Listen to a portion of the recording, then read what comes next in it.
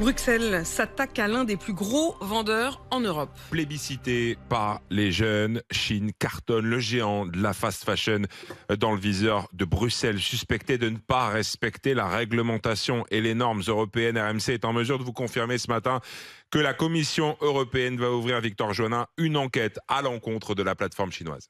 Oui, la Commission avait déjà adressé en juin dernier une série de questions à la plateforme pour savoir comment elle luttait contre la vente de produits contrefaits ou qui ne respectent pas les normes européennes. Visiblement, les réponses ne l'ont pas satisfaite. Nous avons l'intention de collaborer avec la Commission, a réagi un porte-parole de l'entreprise qui risque une amende. L'ouverture d'une enquête est une bonne nouvelle, même si les autorités ont trop tardé à réagir face à l'explosion du nombre de colis, regrette un responsable d'une fédération française de commerçants. Près de 5 milliards de petits paquets, la plupart venant de Chine, ont en effet atterri sur le continent l'année dernière, soit le double de l'année précédente. Des colis vendus par Chine, mais aussi Temu, autre plateforme chinoise de vente en ligne à prix cassé, elle-même dans le collimateur de Bruxelles, est visée par une autre enquête. C'est une information qu'RMC est en mesure de vous confirmer ce matin. Le géant chinois du vêtement Shein est sous le coup d'une enquête de l'Union européenne. L'annonce, elle devrait être faite dans la journée par Bruxelles. Shein visée pour, je cite, non-respect du droit des consommateurs, contrefaçon, non-respect des normes européennes. Bonjour Yann Rivoalin, merci d'être dans ce studio ce matin. Vous présidez la Fédération française du prêt-à-porter. Cette enquête, à vos yeux, c'est plutôt une bonne nouvelle ? C'est une excellente nouvelle. Excellente nouvelle, parce qu'effectivement, en fait, vous ne jouez pas avec les mêmes règles du jeu. Il y a un tsunami en face de nous, parce qu'en 2022, c'était 1 milliard de colis qui venaient de Chine et ou de Temu. C'était en 2023 2 milliards, et en 2024, c'est 4 milliards de colis. Donc clairement, il y a une vague qui monte, qui double tous les ans. Est-ce que l'an prochain, ça sera 6 ou 8 milliards ? Il faut évidemment arrêter le jeu. Et qui ne respectent pas effectivement les mêmes règles du jeu que les commerçants français, que le prêt-à-porter français ou même tout simplement européen. Un point. On entendait à l'instant ce cri du cœur d'un certain nombre d'auto-entrepreneurs qui disaient qu'ils allaient devoir payer la TVA. Et vous me disiez juste avant que on ouvre les micros, mais vous savez que Chine ne paye pas la TVA. Bah oui, c'est ça. En fait, au-delà des normes, ils n'ont pas les mêmes règles et ils ne produisent pas en France ni en Europe. On est dans une situation, imaginez-vous à la douane, il y a un colis normal qui fait plus de 150 €. Il va à gauche, il va payer les taxes sur les valeurs importées, il va payer la TVA. Et donc, les consommateurs qui achètent à l'étranger vont avoir la TVA, vont avoir cette taxe, et c'est normal, ça paye nos hôpitaux, ça paye nos impôts, ça paye tout. Et de l'autre côté, Chine, ça passe. Et pourquoi ça passe tranquille.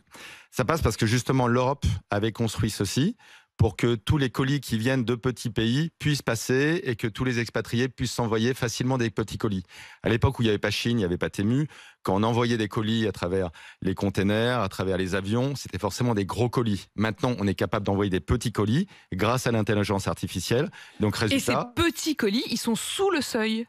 Ah bah ils sont tous, quand on achète sur Chine, c'est du 25, c'est du 50 € maximum. Donc forcément, ils sont toujours sous le seuil de 150. On ne paye effectivement la TVA, etc. qu'à partir de 150 €. C'est pas. En fait, c'est le consommateur qui devrait la payer quand il l'arrive, mais la Poste, elle aussi, est submergée par tous ces colis. Donc résultat, elle ne le fait pas payer au consommateur. Ah, quand vous dites ça, ça veut dire qu'en fait, c'est hors la loi. Ah oui, clairement. En fait, de toute façon, Chine, c'est une journée un scandale. Il n'y a pas un moment où Chine respecte la loi, respecte le consommateur, parce que non seulement il y a ces problèmes de taxes, mais aussi des problèmes de toxicité, il y a des problèmes de contrefaçon. Vous en parliez juste avant, c'est 12 milliards qui est volé aux marques avec les contrefaçons sur Chine. Les contrefaçons, le non-respect des normes européennes, ça veut dire aussi que ce sont des produits qui ne sont pas forcément ni très solides, ni très sains. Alors je voyais en horreur les hauts de Chine qu'on met sur les bébés. Imaginez, on a des produits qui sont en plastique, on a des produits qui ont voyagé dans des containers avec de l'urine de rat qui ont été mis dessus, et on peut avoir clairement tous ces vêtements qui sont mis sur des enfants tout de suite. Donc on doit stopper ceci, on doit stopper tous ces acteurs qui non seulement, bien sûr, polluent l'environnement, parce qu'il y a aussi toutes les plages du Ghana qui sont remplies en fait de tous ces vêtements, mais surtout détruisent les emplois. Mais quand je vous entends, au fond, je me dis, mais ils sont en train de lancer une enquête. Très bien, mais ils n'avaient pas forcément besoin d'enquête. Ils avaient simplement à vous poser la question. Ça veut dire que Chine va encore gagner du temps. C'est là où peut-être que l'Europe va aller plus vite. Parce que, par exemple, la taxe à partir de 150 €. Ils avaient prévu de la baisser à partir de 2028. Ils voudraient visiblement la mettre à partir de 2026.